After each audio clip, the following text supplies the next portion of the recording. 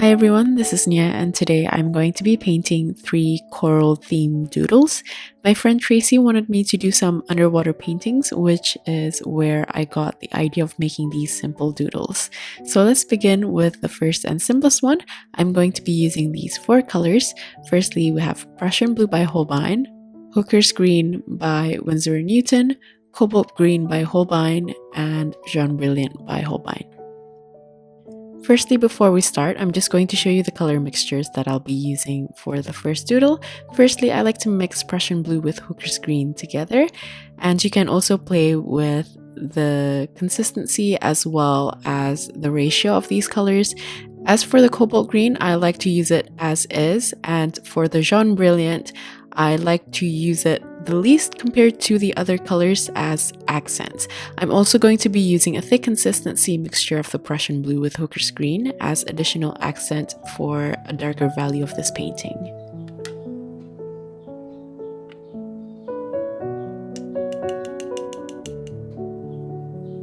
Here I'm just going to use a mixture of Prussian Blue and Hooker's Green together in a medium to thin consistency, and I'm just going to start by painting circles in different sizes with different colors. You can play around with this. Personally, I like to use the greens or the blue greens as the dominant colors, and I also like to play around with the values as I mentioned before. And as for the Jaune Brilliant, I'm just going to use it as an accent color. When I make the circles, I like to make the colors run into each other, which creates a looser effect. And you can do this either unintentionally or intentionally. If you want to do it sort of unintentionally, the colors would have to be wet enough, but as you can see here, my paint was fairly dry already. So I'm doing this intentionally by just adding more of those colors and just letting them run into each other. So despite the loose effect, it's actually something that you have a bit of control over.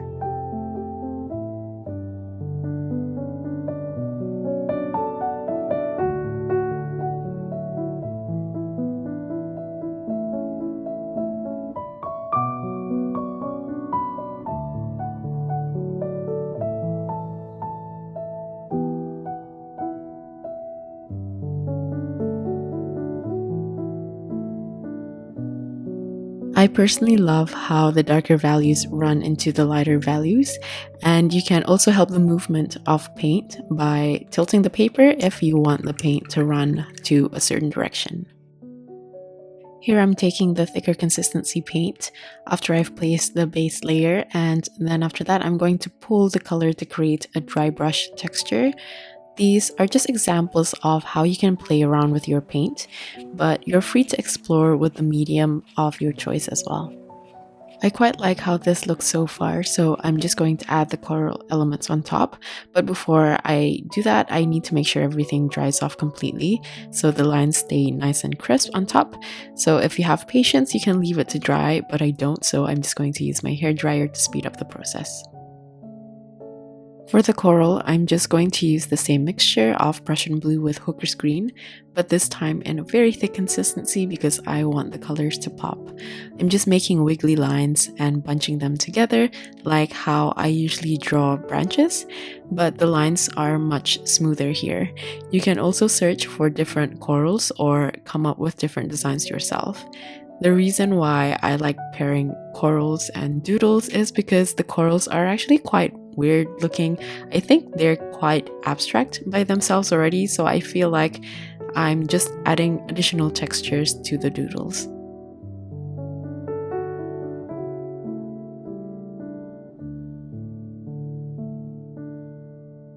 After I've done a few branches here, I added smaller and finer ones, and you can just slowly build it up. And how detailed the doodle is will be completely up to you. You may also draw something a bit more complex with an ink pen if you would like to.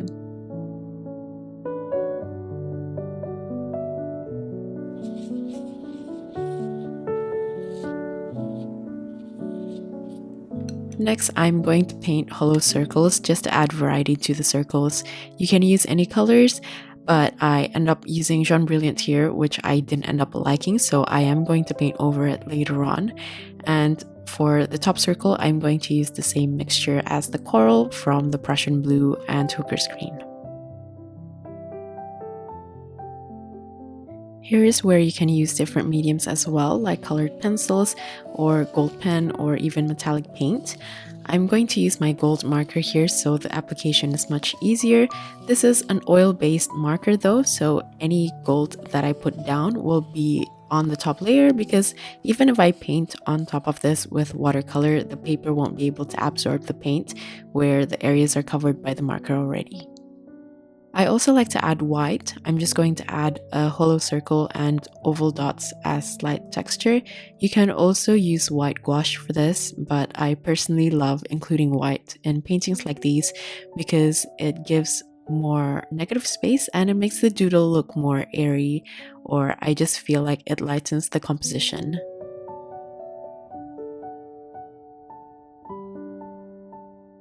I mentioned that I didn't like the Jaune Brilliant, so I end up painting cobalt green on top of the circle, and you'll see here that the gold will just push through as if it's at the top layer.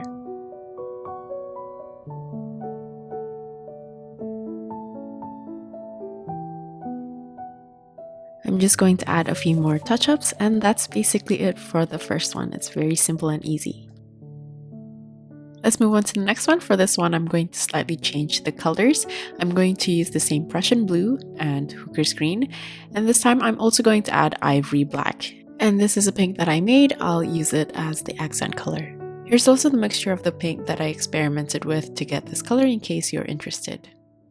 Just like the previous doodle, I like to make the blue-green as the main color. This time I also added ivory black to mute the color slightly.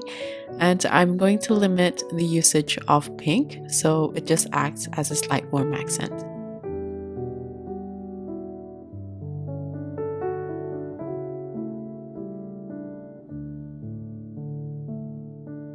For this one, I'm going to mask the paper. You don't have to, but I just feel like it's easier than painting right to the edge of the paper. I'm going to start with Prussian blue, Hooker's green, and ivory black, and I'm just going to create half of a rainbow while playing with the brush textures. Then I'm going to follow this up with the same mixture but with more Hooker's green to get a slight variation in color. To follow this up, I'm also going to add a thick consistency of the same mixture, and I'm just going to do this lightly to vary the weight of the line. And then I'm also going to add a little bit of pink. Then I'm going to go back to the first mixture in a light to medium consistency, and I'm just going to paint the rest of the space while leaving a bit of white space as an extra line. So that's an example of how you can play around with the colors, line weight, and textures. And I'm going to do the same for the bottom left corner, but I'm going to use a slightly different variation.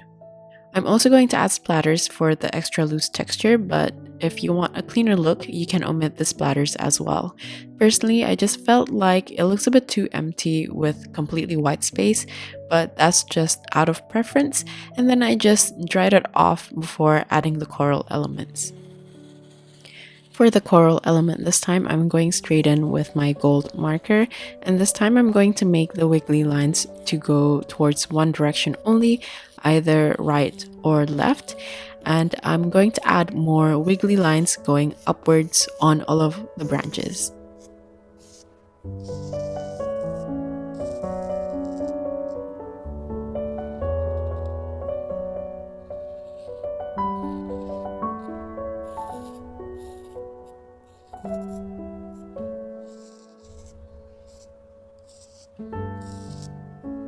After the paint dries off, I also felt like the darker values have gotten a bit lighter, so I just wanted to add more accents with the darker value. Then on the top left, I just drew out a wave or water texture from a Japanese pattern, and I also decided to do the same for the bottom right corner.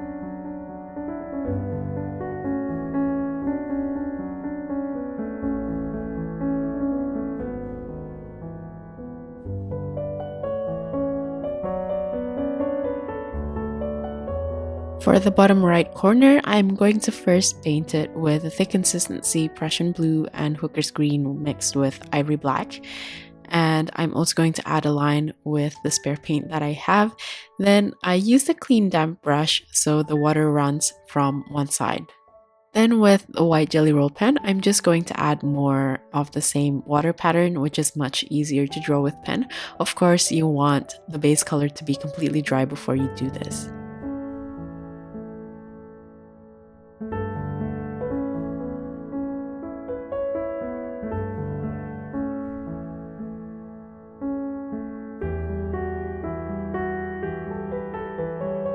I also added the white oval dots like the previous doodle because I just like the texture it creates.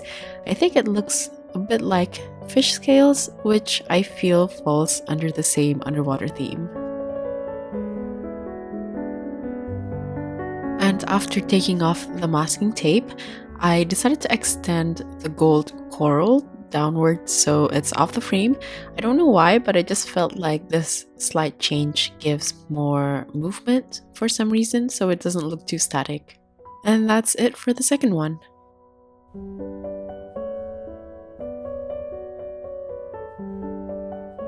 Now on to the final doodle. I'm only going to be using 3 colors, which are Prussian blue, ivory black, and burnt sienna. Again, the blues are going to be the more dominant color for this one. I like mixing the ivory black for a more muted tone, and I'm also going to play around with the ratio of the Prussian blue and the black mixture. And again, the burnt sienna will just act as a warm accent, so I'm going to use that color the least.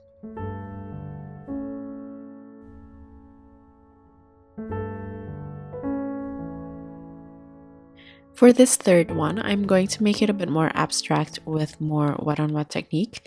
So firstly, I used a mix of Prussian blue with ivory black in a medium consistency, and I made a random mark in the middle of the page. Then I cleaned my brush and used clean water to spread the paint around, making the sides much lighter than the middle.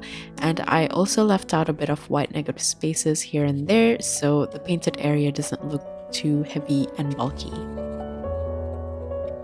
While the paint is still wet, I use a mixture with more black, and I just painted circles at the center and just letting the paint spread by itself.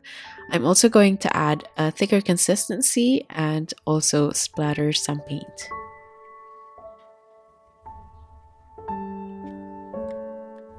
I'm also going to add a touch of burnt sienna, and I'm just basically trying to create watercolor textures here. You can try placing different shapes in different positions as well, but for this one, I'm going to stick with mostly circles.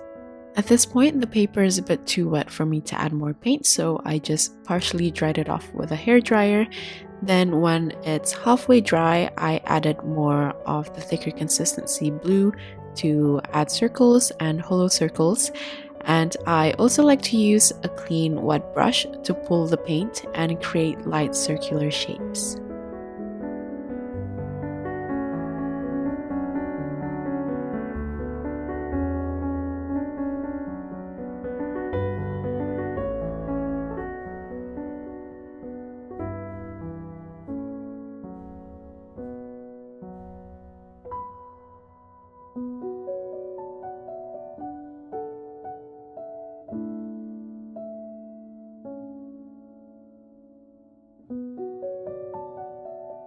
I'm basically just layering on more of the same things like the circles, the hollow circles, splatters, as well as the burnt sienna accent until I'm happy with how it looks on paper.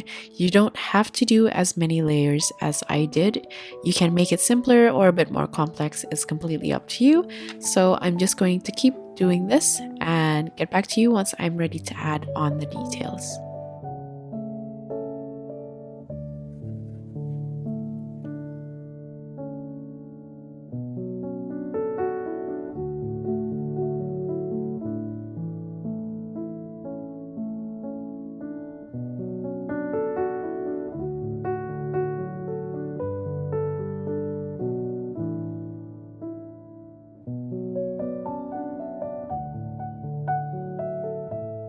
I I think I have a lot of textures to work with here already. There's also a lot of dark spots, so I'm going to break up the bulky shape with my white pen. Sometimes I like to just follow the movement of the paint and draw around the textures so they look like cracks. And I'm also going to add a similar texture on the top corner as well, but this time without following the texture of the paint.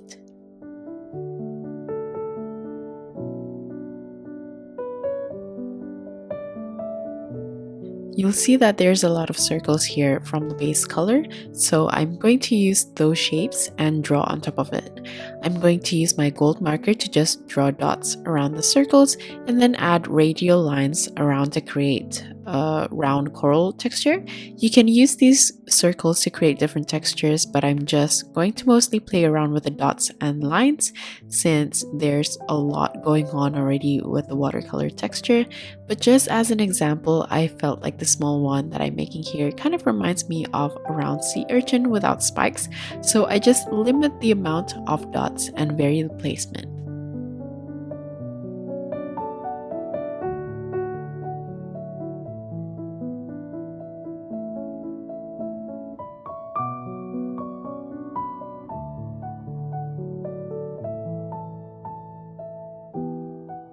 You can do all sorts of design if you have any other ideas, but I'm just going to pair the white and the gold together with the radial pattern. I tried doodling with pen and I also tried to make the round design, but I didn't like it since there's already a lot of textures going on and also a lot of dark values already. I think the white and the gold looks better with this design, but again, in the end, it's up to your imagination, but I'm just going to keep adding on the round designs and I'll get back to you once I'm done.